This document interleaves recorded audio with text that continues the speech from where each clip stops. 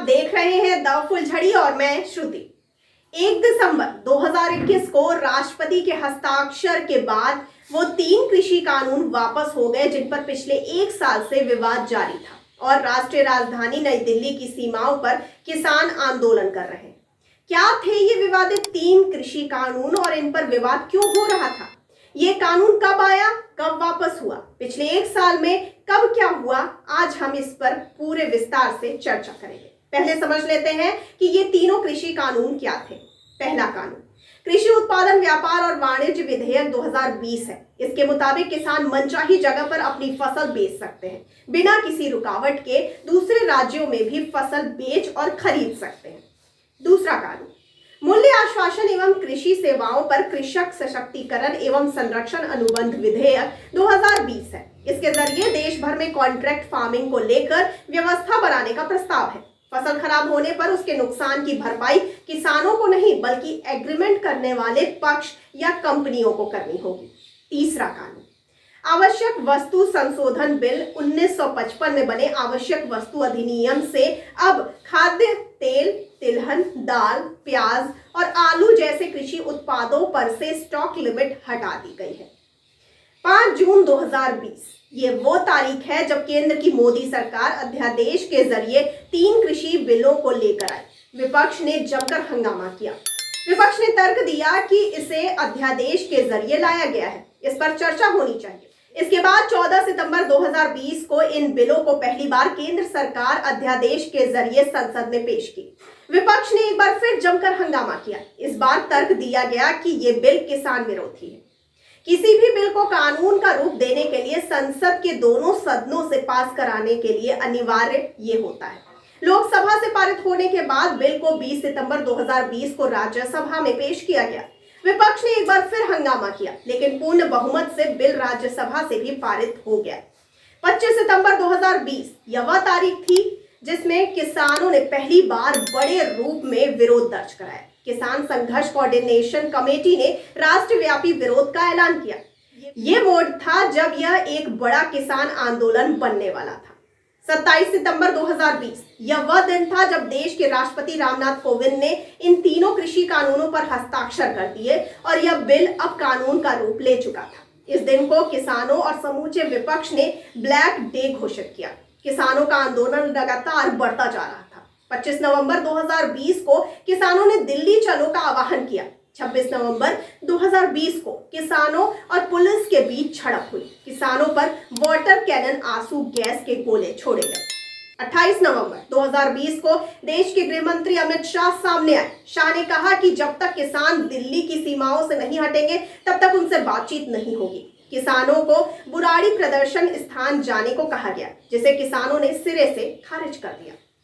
3 दिसंबर ये वो तारीख थी जब किसानों और सरकार के बीच पहले दौर की वार्ता शुरू हुई। 5 दिसंबर को दूसरी दौर की वार्ता शुरू हुई जो असफल साबित हुई। 8 दिसंबर 2020 को किसानों ने भारत बंद का आह्वान किया। अब तक सरकार ने किसानों के समक्ष कानूनों में संशोधन का प्रस्ताव रख दिया था, लेकिन 9 दिसंबर 2020 को किसानों ने सरकार द्वारा रखे गए प्रस्ताव कानूनों में संशोधन के प्रस्ताव को खारिज कर दिया। 11 दिसंबर 2020 को ये मामला सुप्रीम कोर्ट पहुंच गया। सुप्रीम कोर्ट में कानूनों को लेकर एक याचिका दाखिल हुई। इसके बाद 7 जनवरी 2021 को सुप्रीम कोर्ट में इन याचिकाओं पर सुनने पर सहमति बनी। 11 जनवरी को सुप्रीम कोर्ट ने कमेटी गठन करने को कहा। 12 जनवरी को सुप्रीम कोर्ट ने तीनों कृषि कानूनों को स्थगित कर दिया। इसके बाद 26 जनवरी आई, जिस पर जमकर हंगामा हुआ। गणतंत्र दिवस के मौके पर किसानों ने ट्रैक्टर रैली बुलाई। हालांकि इस दौरान दिल्ली के कई इलाकों में हिंसक झड़प हुई, जिसका आरोप किसानों पर लगा। कुछ प्रदर्शनकारी पुलिस को चकमा देते हुए गणतंत्र दिवस की सुबह ही दिल्ली में घुस आए और इसके बाद दिल्ली की सड़कों पर जो बवाल मचा वो किसी के लिए भी भूल पाना नामुमकिन होगा। लाल किले पर धार्मिक झंडा फहराए जाने का भी आरोप लगाया गया।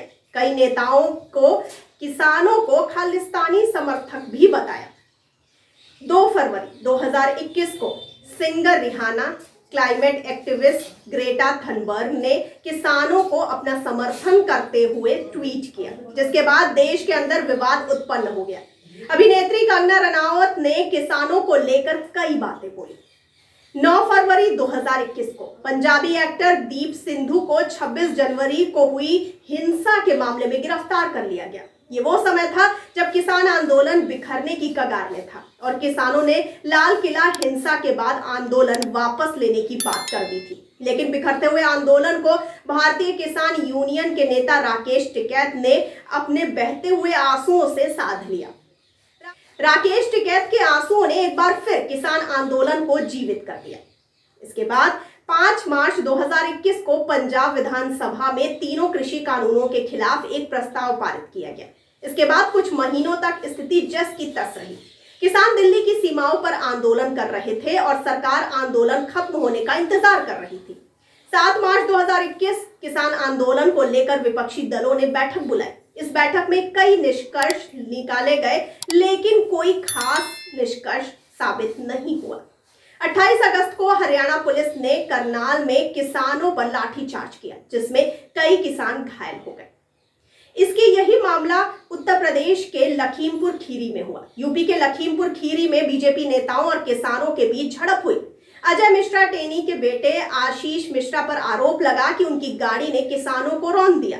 इसमें 4 किसानों समेत कुल 8 की मौत हुई। इसके बाद विपक्ष ने यूपी और केंद्र सरकार पर जमकर हमला बोला।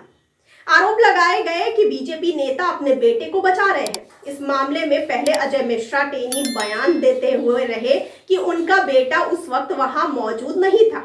हालांकि बाद में जो गोली चली वो आशीष मिश्रा ने पिस्तौल से ही चलाई थी। किसानों के बढ़ते आक्रोश को देखते हुए सुप्रीम कोर्ट ने हाई कोर्ट के रिटायर्ड जज को लखीमपुर खीरी मामले को मॉनिटर करने के लिए नियुक्त किया, लेकिन सरकार शांत रही। 17 नवंबर 2021 को पंजाब के मुख्यमंत्री चरणजीत सिंह चन्नी ने कहा कि किसानों के खिलाफ दर्ज की गई सभी एफआईआर वापस ली जाएगी। 19 नवंबर 2021 ये वो तारीख थी जब किसानों का आंदोलन सफल हुआ। देश के प्रधानमंत्री नरेंद्र मोदी ने तीनों कृषि कानूनों को वापस लेने का ऐलान कर दिया। 29 नवंबर 2021 कृषि कानून को संसद के शीतकालीन सत्र से पहले दिन निरस्त कर दिया गया। 1 नवंबर 2021 को राष्ट्रपति के हस्ताक्षर के बाद ये तीनों कृषि कानून वैधानिक रूप से निरस्त हो गए। 1 वर्ष से भी अधिक चले इस आंदोलन में कई किसानों की जान भी चली गई। कोई सर्दी से मरा तो कोई हिंसा से, लेकिन सरकार इन्हें मुआवजा देने के लिए तैयार नहीं है। सरकार का कहना है कि हमारे पास ऐसा कोई डेटा नहीं है। तीनों कानून वापस हो जाने के बावजूद किसानों का ये आंदोलन जारी है। किसान अब अन्य मांगों के साथ आंदोलन कर रही है। तो आपका इस पे क्या कहना है? अपनी प्रतिक्रिया और कमेंट अपनी प्रतिक्रिया हमें कमेंट करके जरूर बताइए और साथ ही साथ हमारे चैनल को लाइक, सब्सक्राइब और शेयर करना ना भूलिए। धन्यवाद।